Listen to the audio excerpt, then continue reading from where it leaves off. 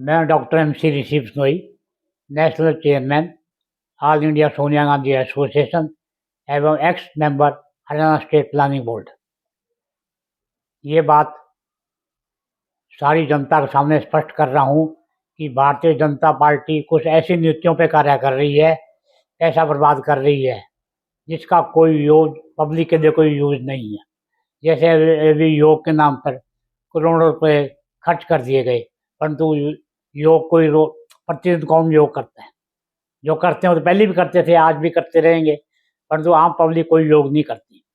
दूसरी बात यह है कि गौशालाओं के नाम पे अंधाधुंध पैसा गवर्नमेंट देती है, परंतु कोई चेकिंग करने का सिस्टम नहीं है। अनेक स्थानों पर गौशाला की भूमियों पे मार्केटें बना दी गई हैं, जिसका किराया कमाते हैं वो मैनेजमेंट कमेटी। दूसरी बात यह है कि जो जितनी गौशाला में गौवां दिखाई जाती हैं, उतनी मौके पे मिलती नहीं, इसकी कोई व्यवस्था सरकार ने नहीं करी। और गौ माता के नाम पे जो चारे के लिए प्रतिदिन के हिसाब से पैसे दिए जाते हैं, उस चारे का भारी मात्रा में दुरुपयोग होता है। गौ माताओं को इतना सामान मिलता नहीं है। तीसरी, अब ये गीता जयंती के नाम पे देश में हर साल करोड़ों रुपए खर्च कर दिए जाते हैं। यदि वही पैसा हम अस्पताल बनाने में खर्च करेंगे, मॉडल स्कूल बनाने में खर्च करेंगे, जनता के काम में आए। अब ये भारतीय जनता पार्टी की नीतियां हैं कि ऐसे लोग चीज़ों पे कार्य खर्च करने को तैयार रहती हैं। अब आप देखिए, गांवों की जनता और शहरी जनता में भी भेदभाव किया जाता है। गांवों में पानी 48 घंटे में एक बार आता है वाटर सप्लाई का पीने के लिए, परंतु शहरों में सुबह शाम दोनों टाइम दिए पानी दिया जाता है। इसी प्रकार शहर में रात का टाइम में आधा घंटा कट बड़ी मुश्किल से लगता है, परंतु गांवों में दिन में भी लाइट नहीं आती और रात को भी कई कई घंटे कट लगते हैं। जबकि गांव की जनता की और शहर की जनता की वोट की कीमत एक बराबर होती है, परंतु इन्होंने दोनों में फर्क डाल दिया है। इसी प्रकार ये भी सुनने में आया है, अनेक स्थानों पर गोचरण भूमि के नाम पे कुछ ग्राम पंचायतें और कुछ मैनेजमेंट की कमेटियां, गौशाला कमेटियां मिलकर उन सरकारी बिल्डिंगों को हड़पना चाहती हैं, जिन पे 50-50 साल पहले बनी सरकारी बिल्डिंगें बनी हुई हैं। कहीं अस्पताल बना हुआ है, कहीं पशु अस्पताल बना हुआ है, कहीं स्कूल बना हुआ है।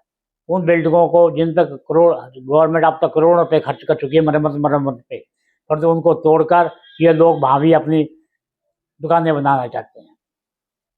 इस ऐसा काम को रोकने के लिए सरकार के पास अनेकों रास्ते होते हैं, परंतु कोई रास्ता प्रयोग नहीं किया जाता। और इस राज्य में ना कोई कानून व्यवस्था बची है और ना कोई जनता का कोई कार्य हो रहा है, सिवाय फालतू के कार्यों में पैसा बर्बाद करने के। ग्रामीण और शहरी क्षेत्र में बात की जाए पानी और बिजली व्यवस्था की, इसको लेकर आप कैसे देखते हैं? गांवों में पानी 48 घंटे बाद मिलता है पीने का, और शहरों में सुबह शाम दोनों टाइम वाटर सप्लाई मिलती है। किस तरह की दिक्कतों का सामना करना पड़ता है? गांवों में दिक्कतें हैं। गांवों में पीने का पानी सही मात्रा में उपलब्ध नहीं है।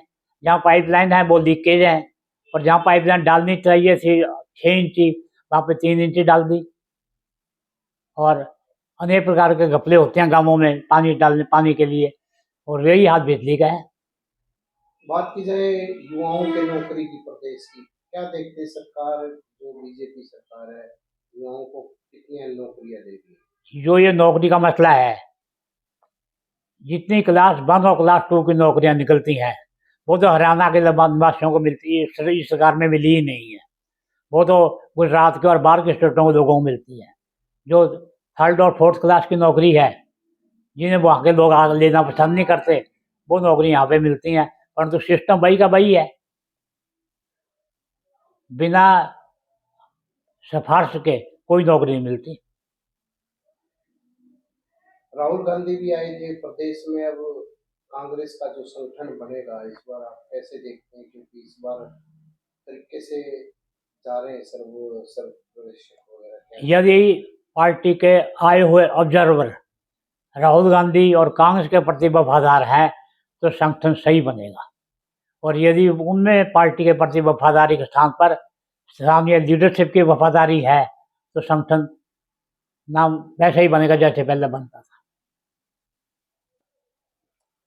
बाहर के आए हुए ऑब्जर्वरों पर डिपेंड करेगा क्या होगा, और आगे सरकार कौन उसकी बनेगी।